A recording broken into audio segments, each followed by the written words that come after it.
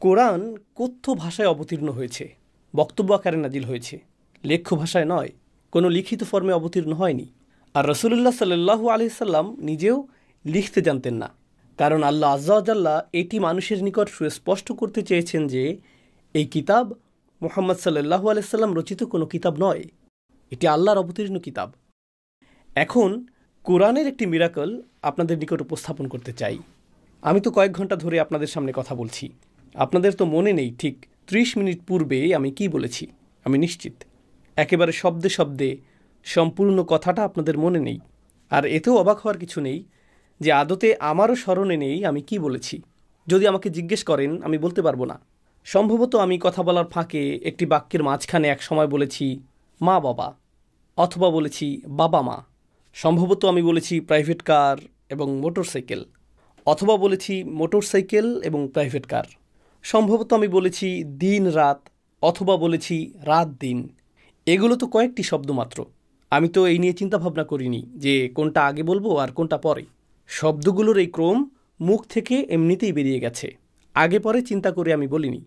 এখন 15টি বাক্য বলার পর যদি আমাকে জিজ্ঞেস করেন আপনি কোনটি আগে বলেছিলেন, মা নাকি বাবা, রাত নাকি দিন, আমার মনে থাকবে না, আমি বলতে পারবো না। আমার এটাও স্মরণে থাকবে না যে 15টি বাক্য বলার পর আগে শব্দের যে ক্রম আমি উল্লেখ করেছিলাম ঠিক সে অনুযায়ী আমাকে এখন বলতে হবে। অর্থাৎ আগে যদি আমি দিন উল্লেখ করে থাকি তাহলে এখন দিনের কথা আগে বলবো, পরে বলবো রাতের কথা। কয়েক মিনিট পূর্বে মা বাবা শব্দ দুটি উল্লেখ করার সময় যদি মা আগে বলে থাকি তাহলে এখন মায়ের কথা আগে বলবো, পরে বাবার কথা। অথবা যদি বাবা আগে উল্লেখ করে থাকি তাহলে বাবার কথা এখন বলবো, পরে মায়ের কথা। কারণ আমাকে শব্দের ক্রম অনুযায়ী কথা বলতে হবে। মানুষের পক্ষে এভাবে চিন্তা করে কথা বলা অসম্ভব। আমাদের এরকম ব্রেইন ক্যাপাসিটি নেই, আমাদের মস্তিষ্কের এরকম সামর্থ্য নেই। আসুন এখন দেখি আল্লাহ তাআলা কিভাবে কথা বলেন। সূরা জাসিয়া 45তম সূরা, এই সূরার 23তম আয়াতে আল্লাহ বলেন, আফারাআইতা মান ইত্তাখাযা ইলাহাহু হাওয়াহু ওয়া আদাল্লাহুল্লাহু আলা ইলমি ওয়া খাতামা আলা সামঈহি ওয়া কলবিহি ওয়া জাআলা আলা বাসারিহি গিশাওয়াতুন ফামান ইয়াহদিহি মিন বাদিল্লাহ আফালা তাযাক্কারুন। তুমি কি লক্ষ্য করেছ তার প্রতি যে তার খেয়াল খুশিকে ইলাহ বানিয়ে নিয়েছে? তার কাছে জ্ঞান আসার পর আল্লাহ তাকে পথভ্রষ্ট করেছেন এবং তিনি তার কান ও অন্তরে মোহর মেরে দিয়েছেন আর তার চোখের উপর স্থাপন করেছেন আবরণ। আল্লাহর পর আর কে আছে যে তাকে সঠিক পথ দেখাবে? এরপরও কি তোমরা শিক্ষা গ্রহণ করবে না? তো এখানে বলা হয়েছে খতামা আলা সামঈহি ওয়া কলবিহি, তিনি তার কান ও অন্তরে মোহর মেরে দিয়েছেন। আগে বলেছেন কান, পরে বলেছেন অন্তর। এখন চলুন সূরার 8ম আয়াতে ফেরত যাই। সেখানে আল্লাহ আযজা ওয়া জাল্লা বলেছেন, ইয়াসমাউ আয়াতিল্লাহি তুতলা আলাইহি সুম্মা ইয়াসিররু মুস্তাকবিরা কাআল্লাম ইয়াসমাহা ফাবাশশিরহু বিআযাবিন আলীম। যে আল্লাহর আয়াত শোনে যা তার সামনে পাঠ করা হয় অতঃপর অহমিকার সাথে কুফরির উপর থাকে যেন সে তা শোনেইনি, কাজেই তাকে ভয়াবহ শাস্তির সংবাদ দাও। এখানে কিসের কথা বলা হলো? শ্রবণ করার কথা।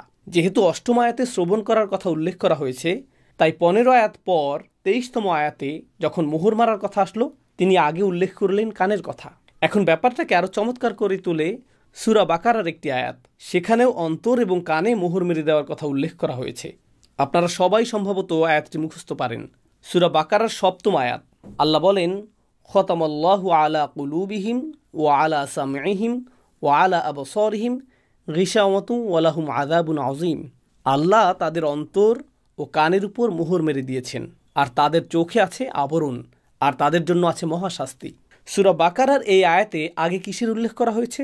অন্তর, পরে কান। আর সূরা জাসিয়াতে আগে কান পরে অন্তর। পার্থক্যটা ধরতে পেরেছেন? এখন কেন আল্লাহ সূরা বাকারাতে আগে অন্তরের কথা উল্লেখ করলেন? প্রথম থেকে আয়াতগুলোর অর্থ পড়ুন। যালিকাল কিতাবু লা রাইবা ফীহি, এটি এমন একটি কিতাব যাতে বিন্দুমাত্র সন্দেহ নেই।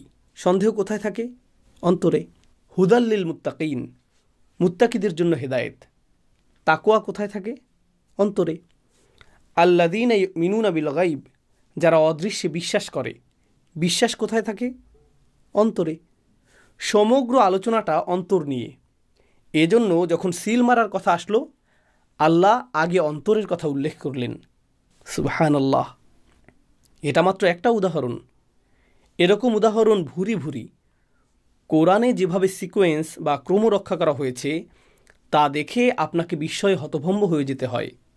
একটু পর বিনম্র চিত্তে বলতে হয়, তানজিলুম মির রব্বিল আলামিন, এটি সৃষ্টিকুলের রবের পক্ষ থেকে নাজিলকৃত।